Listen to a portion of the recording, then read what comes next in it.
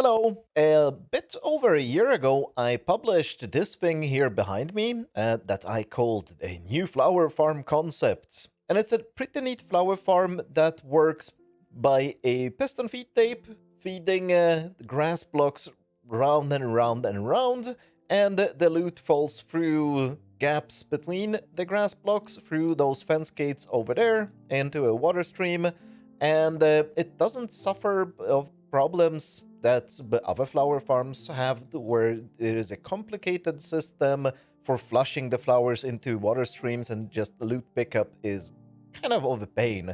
And this simplifies the loot pickup and at least has a potential of being a very efficient flower farm. It works like this, right? We have the grass blocks being pushed around and the fence gates there, pick up the loot, and then drop it into this water stream. It's very simple, but it suffers from a problem, and you can probably see where the problem is. We are generating dirt. And specifically, when the blocks are in this position right here, we generate dirt, and that kind of ruins part of the efficiency of the farm, and it's just ugly. I don't like it. So last week, I designed a new version of the pretty much same concept, but one that actually doesn't generate dirt. Let's have a look at it. And this is it right here. As you can see, the parking position of the piston feed tape is kind of weird. So the grass blocks park right up here, and they don't rest on the blocks below here. And here we also have some kind of weird mechanism that makes sure that in the parking position, no grass blocks are on top of each other and no dirt gets generated in the parking position. And it actually turns out, and something that I didn't expect when I was designing it, with careful piston timing, we can actually make sure that even when grass blocks are on top of each other, because they will be sometimes in this position, but if we time this correctly, or I didn't really do much to time it correctly other than just making the machine work, the grass does not turn into dirt.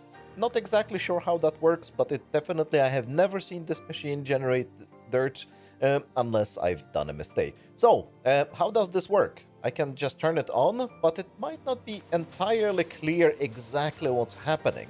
So let's look at it from this side, because we have a better view without all the timing mechanism. Let's just stop time. So this is the position in which the machine is normally stopped. So we can see the entire cycle of how the blocks are being pushed around. So we can do tick step 2.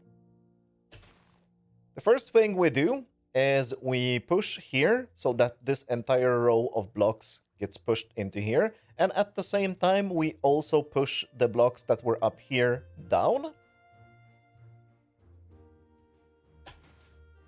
Now we push the block that was here and the block that was here in the parking position. So the block was right here in the parking position. We push them up so that the blocks end up in front of these pistons, and one block ends up right here. And in the next step of the machine, we extend both of these pistons and the sticky pistons. The pistons push the entire row of blocks in this direction, and the sticky pistons pull back these blocks right here up on top of these blocks. And right here, we are in the parking position again. So this is the start of the cycle. Let's see this again, one step at a time, or 2 ticks at a time.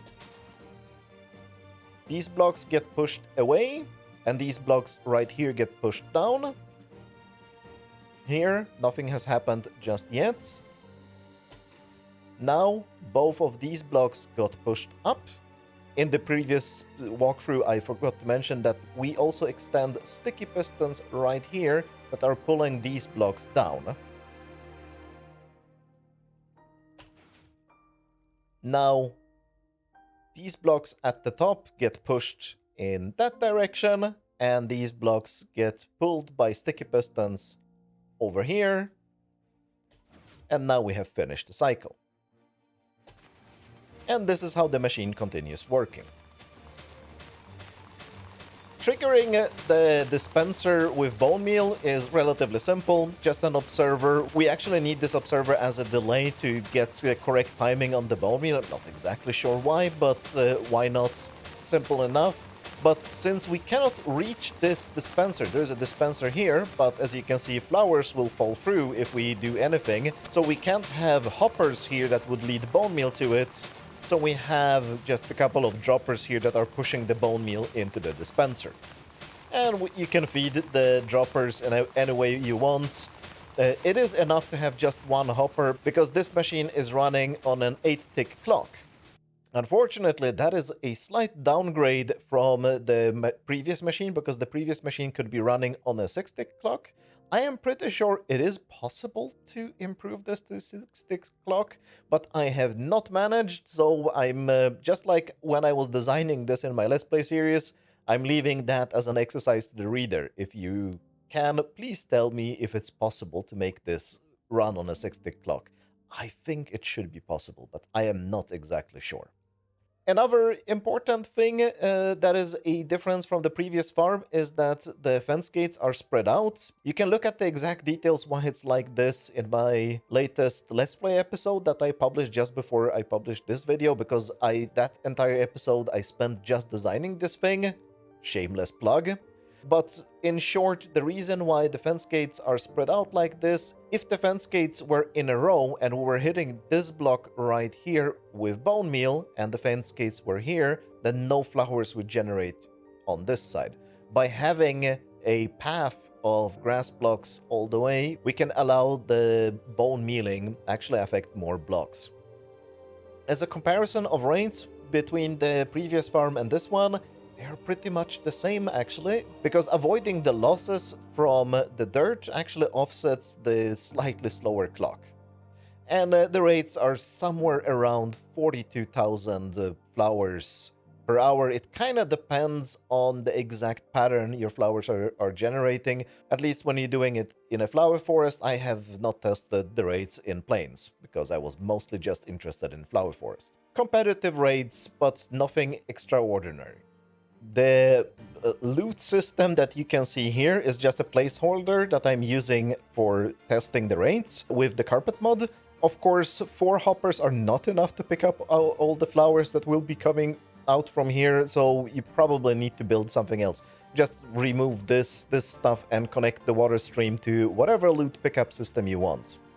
The water stream is too wide because that actually catches more flowers and prevents them from spilling, because there's kind of an issue with spillage here. And for that, we also have 2 rows of glass here compared to just 1 in the previous farm. And just as a treat for, well, I would call it almost the Jehovah's Witnesses of technical Minecraft, you know, the people who knock on your door and say, have you heard about our savior, the Dustless machine? I made a completely dustless variant of this machine. The performance is slightly better, but it's barely noticeable. And but yeah, it is completely dustless. So if you're one of the Jehovah's Witnesses of technical Minecraft, you don't need to knock on my comment section.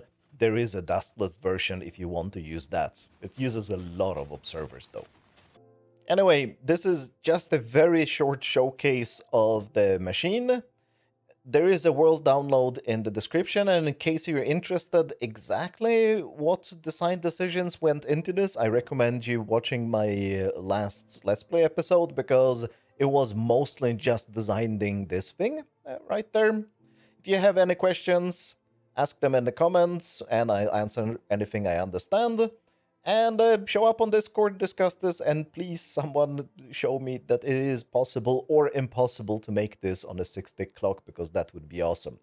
Thanks a lot for watching, and have a nice flower. Bye!